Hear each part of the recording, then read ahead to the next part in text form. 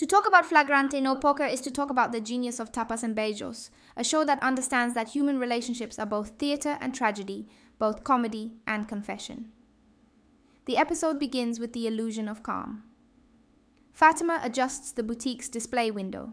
Swaley hums a melody that drifts into the humid evening air, and the men are already planning their night of poker, unaware that every secret carries a shadow. The poker game becomes a stage, each card a symbol of the roles people play when trying to protect their pride. What fascinates me most is how the humor hides an ache so raw it almost feels cruel. The men joke loudly, pretending to be kings of their tiny universe, yet their laughter is hollow. The women, in contrast, live in the world of intuition and consequence, where every glance means something. Every silence hides a storm. The writing captures this dance, perfectly balancing farce with poignancy. I find myself drawn to a particular imagined moment, Swelly standing outside the door before the confrontation, hearing laughter and hesitation from within her hand, trembling not from anger, but from fear that she might be right. She opens the door slowly, the air thick with smoke and guilt, and for a brief second time freezes. The absurdity of the scene hits like a wave. The men are not cheating, only lying to themselves. Fatima's expression of mixed fury and exhaustion becomes the emotional center of the episode. In that chaos, something extraordinary happens. Everyone starts laughing first, awkwardly, then uncontrollably, as if laughter were the only way to survive the embarrassment of being human. That laughter, raw and liberating, is the real climax of Flagrante no Poker.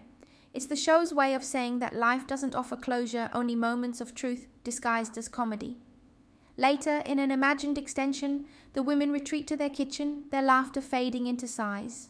Swelly tells Fatima that maybe love is just poker played with the wrong rules, and Fatima replies that the trick is not knowing when to fold. The metaphor extends beautifully into the structure of the episode. Love, deceit, forgiveness, all are part of the same absurd game.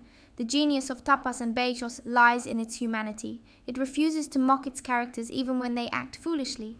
It lets them fail with dignity, laugh through humiliation, and find meaning in chaos.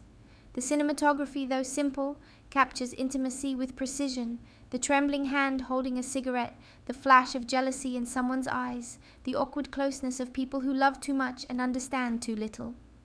Watching it feels like eavesdropping on life itself. The humor is not escapism, but revelation, exposing the little lies that keep relationships alive. What makes Flagrante no Poker unforgettable is that it never resolves its contradictions, it celebrates them. Every argument ends in laughter, every wound in a joke, every betrayal in a shrug that says, "We'll try again tomorrow." That's what love looks like here, not perfection, but persistence. In the final imagined moment, as the night ends and the lights of Copacabana flicker outside, Swaley looks at Fatima and says softly, "If poker is about knowing when to bluff, maybe love is about knowing when not to." It's a line that feels like a whisper to all of us, a gentle reminder that the only real sin in love is giving up on it. Flagrante no Poker is ultimately a love letter to imperfection, to laughter as redemption, to the fragile beauty of people who keep playing the game even when they know they're bound to lose.